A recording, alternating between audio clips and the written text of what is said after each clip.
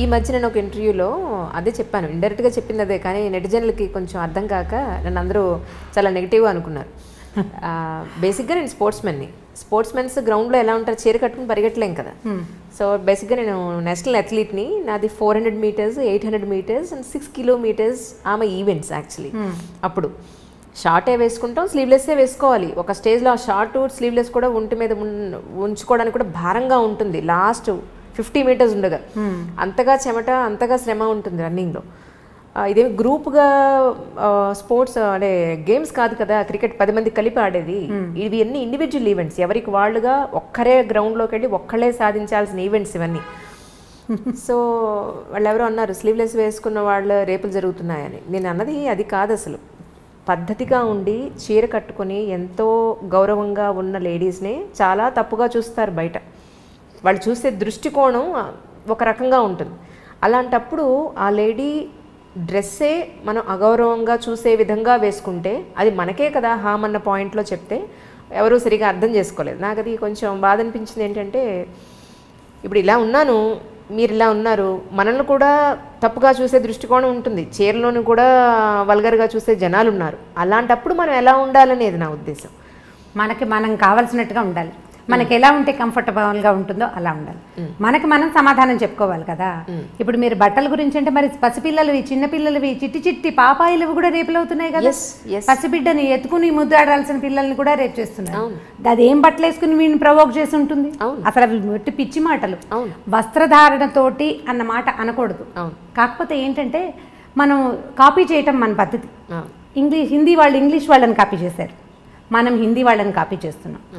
మనని పల్లెటూరు వాళ్ళు కాపీ చేస్తారంటే అంతే కదా. మన ముందున్న దాన్ని మనం కాపీ చేస్తాం.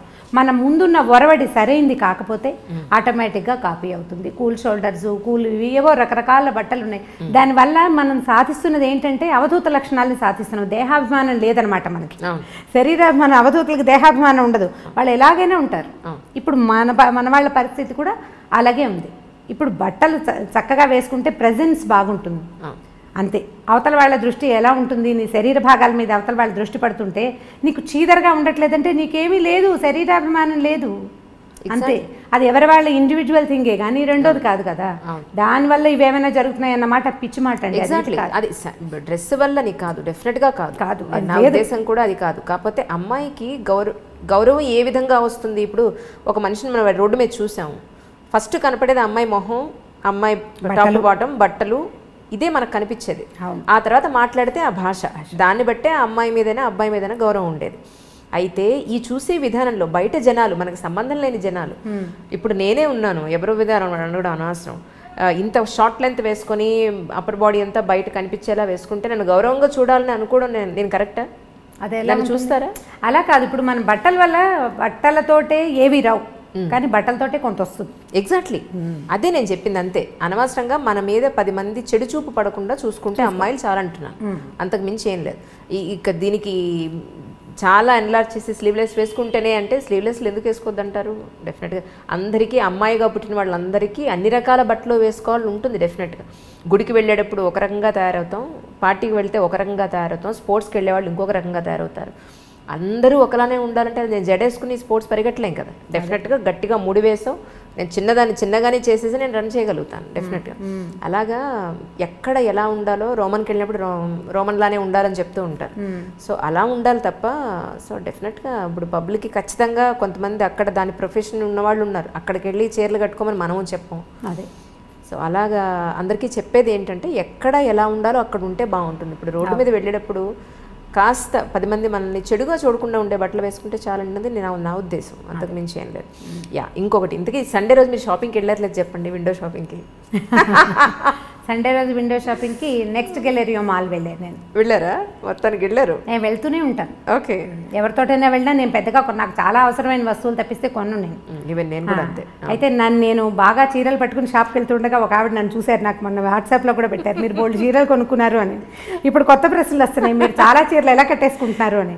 అంటే ఇప్పుడు నేను మీరు అడిగిన ప్రశ్నకి ఇప్పుడు సమాధానం చెప్తాను. భగవంతుడు చాలా కొద్ది మందికి కొన్ని అదృష్టాలు ఇస్తాడు. నాకు భగవంతుడు ఇచ్చిన పెద్ద అదృష్టం, నాకు 7 అక్కయ్యలు ఉన్నారు. నేను నా చిన్నప్పటి నుంచి అంటే నేను చీరలు కట్టుకోవటం మొదలైనప్పటి నుంచి 18-19 ఏళ్ల వయసు నుంచి మా పెద్దకే నాకంటే 10 ఏళ్ళు పెద్దది, ఇంతకుముందు చెప్పాను కదా. ఎంతమంది మీ సిస్టర్స్? 8 సిస్టర్స్ మేము. మీతో కలిపా? నాతో కలిపి మేము 8 మంది. ఒక అన్నయ్య ఉన్నాడు మాకు. మొత్తం 9 మంది. మొత్తం 9 మంది. నేను చివరిదాన్ని. ఓహో.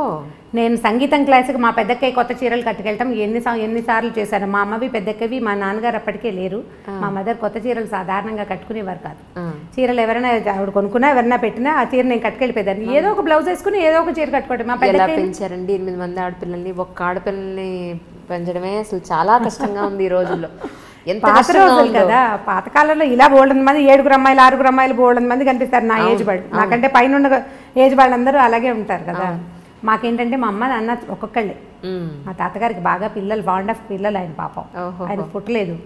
3 పిల్లలు పుడితే ఒక ఆయన పుట్టగానే ఒక బాబు పోయినట్టున్నారు. మా మేనత్త ఒక 10 ఏళ్ళు వచ్చాక పోయారు. మా నాన్న ఒక్కరే. ఆయనకి చాలా మంది సంతానం కావాలని ఉండేది. మా 5 తర్వాత ఇప్పుడు వైజాగ్లో మా నాన్నగారు ఆంధ్ర యూనివర్సిటీలో ఎంఏ చదవటానికి వెళ్ళారు. ఒకవేళ ఏదైనా చేయించేసుకుంటారేమో వీళ్ళు పిల్లలు కలగకుండా అని ఆడపిల్లలకు రాసిస్తానని బెదిరించేవారు మా తాతగారు. అప్పుడే ఆపేస్తే సరిపోయేది. ఆ తర్వాత ఇన్ని బొమ్మలు వచ్చినాయి, కొత్త బొమ్మలు అంటుండేది మా అమ్మ. మేము మా ప్రధానమైంది అది. పైగా మా కజిన్స్ అందరూ కూడా మేము 6, 7, 8 అలా ఉన్నాం. మా కజిన్స్ అందరూ కూడా ఎక్కువ వాళ్ళే. ఈ పైన పెద్ద అక్కయ్యలు ఉన్నారు కదా, మా అక్కయ్యలు చీరలు కట్టుకునే అలవాటు నాకు చిన్నప్పటి నుంచి ఉంది. ఇప్పుడు కూడా నాకు కుప్పలు తెప్పలుగా చీరలు వస్తూనే ఉంటాయి. కొంచెం నన్ను ఎక్కువ ముద్దు చేస్తారు. మిగిలిన ముద్దు అంటే జనరల్ ముద్దు కాదు, నాతో మ్యాక్సిమం పనులు అందరూ చేయించుకుంటారు. చీరలు మాత్రం వచ్చేస్తాయి. ఓకే, చీరలు వచ్చేస్తాయి. ఏదైనా కొత్త నగ చేయించుకుంటే మా అక్కయ్య ముందు పరిగెత్తుకుంటూ నాకు తెచ్చి మెడలో పెట్టి చూసుకోవడానికి, చూసి బాగుంది అని అనుకోవడానికి కూడా నగలు పెట్టుకొచ్చే అక్కయ్యలు ఉన్నారు నాకు. మిగిలిన వాళ్ళకి ఈ అవకాశం లేదు. నేను కట్టుకునే చీరలన్నీ నా సొంత చీరలు కావు. కొన్ని మా అక్కయ్యల చీరలు కూడా కొన్ని కట్టేసుకుంటూ ఉంటాను. ఎక్కువ భాగం అనమాట. 50% ఏదో ఒక అక్కయ్య దగ్గర నుంచి ఓ 4 చీరలు, ఓ 3 చీరలు అలా వస్తూనే ఉంటాయి. వాళ్ళు నాకు కొనిపెట్టేవి ఎక్కువే, పట్టుకొచ్చి పడేసి ఇవి కట్టుకోవే అని వదిలేసే చీరలు కూడా చాలా ఉంటాయి అన్నమాట. ఎక్కడున్నారండి 7 మీ సిస్టర్స్? 3 అక్కయ్యలు ఇక్కడే ఉన్నారు. 3 కాదు 4 అక్కయ్యలు ఇక్కడే ఉన్నారు. మా పెద్దక్కయ్య మొన్నటి దాకా ఇక్కడే ఉండేవారు, కానీ విజయవాడ వాళ్ళ అబ్బాయి షిఫ్ట్ అయ్యాడు.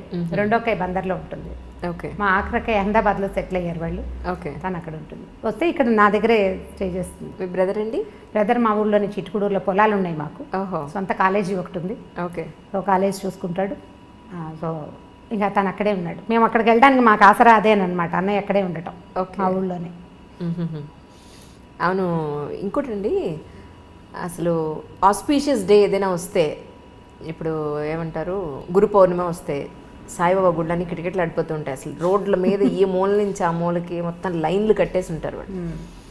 ఆ రోజు తప్ప ఇంకెక్కడ ఎప్పుడు ఎక్కడ దేవుడు కనపడ్డా అన్నంతగా రోడ్లు బారు తీరిపోయి ఉంటాయి. సో ఇటువంటి భక్తి, దీని భక్త, ఇది పిచ్చ, ఏమంటారు దీన్ని అసలు?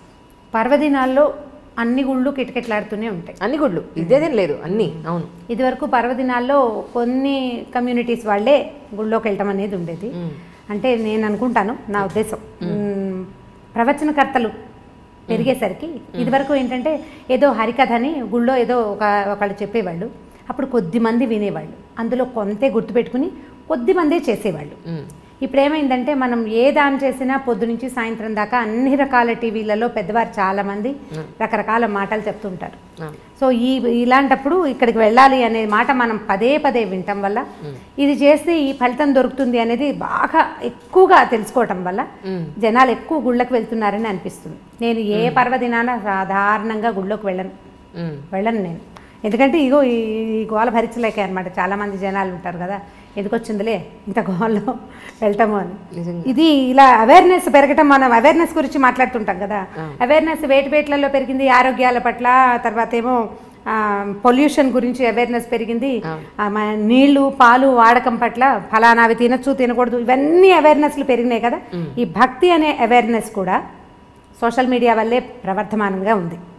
దానివల్లే బాగా తెలుసుకుంటున్నారు జనాలు. గురు పౌర్ణమి నాడు వెళ్తే బాబా గారిది లేదా గురువు తాలూకు, గురుగ్రహం తాలూకు అనుగ్రహం బాగా కలుగుతుందని, ఇప్పుడు దగ్గరలో ఉండే గురువు తాలూకు దేవాలయాలు ఏమున్నాయో అక్కడక్కడికి వెళ్తారు. అది సహజంగా జరిగేదే కదా. మనం ఎక్కువ తెలుసుకున్నాం అనుకోండి, ఆటోమేటిక్గా చేస్తాం. ఫలానా ఫోన్ బాగుంది అని మీరు అడ్వర్టైజ్మెంట్స్ పదే పదే చూస్తే శాంసంగ్ కొనుక్కుంటాం. అట్లా అవుతుంది. అందులో అనుమానం ఏం లేదండి. ఎందుకంటే 20 ఏళ్ల క్రితం ఇంత ఉండేది కాదు. 10 ఏళ్ల క్రితం కొంచెం పెరిగింది. ఈ 10 ఏళ్లలో విపరీతంగా పెరిగింది. మీరు ఏ పర్వదినాన్ని చూడండి, శ్రీనగర్ కాలనీ వెంకటేశ్వర స్వామి గుడిలో ఉత్తర ద్వార దర్శనం అంటే ముక్కోటి ఏకాదశి నాడు ఆ ఎదురుగుండా ఉన్న సందుల్లో గణపతి కాంప్లెక్స్ వైపు కూడా జనాలు క్యూలో కనిపిస్తారు. అక్కడి నుంచి క్యూగా వెళ్తూ ఉంటారు. అంటే వెంకటేశ్వర స్వామిని తిరుపతి వెళ్ళే చూడక్కర్లేదు, శ్రీనగర్ కాలనీలో చూడొచ్చు, లేకపోతే జూబ్లీ హిల్స్ రోడ్డు మీద ఉన్న వెంకటేశ్వర స్వామి అసలు ఆ గుడి ఇంతే చిన్నగా కనిపిస్తుంది మామూలు రోజుల్లో. ఈ పర్వదినాల్లో మనకి విపరీతంగా పువ్వులతోటి అలంకారం చేస్తారు, ఆ రోడ్డంతా బ్లాకు, ఇక నానావిధ భక్త సమాజాలు అక్కడే ఉంటాయన్నమాట. ఆ ఒక రోజులో చూడకపోతే మనకి బోళ్ళని పాపాలు చేసేసాం. నువ్వు ఏం చెయ్యి ఇది నేను కడిగేస్తుంది, ఎలాంటి పాపాన్నైనా ఇది తొలగిస్తుంది అనే భావం వల్లే భక్తి పెరిగింది.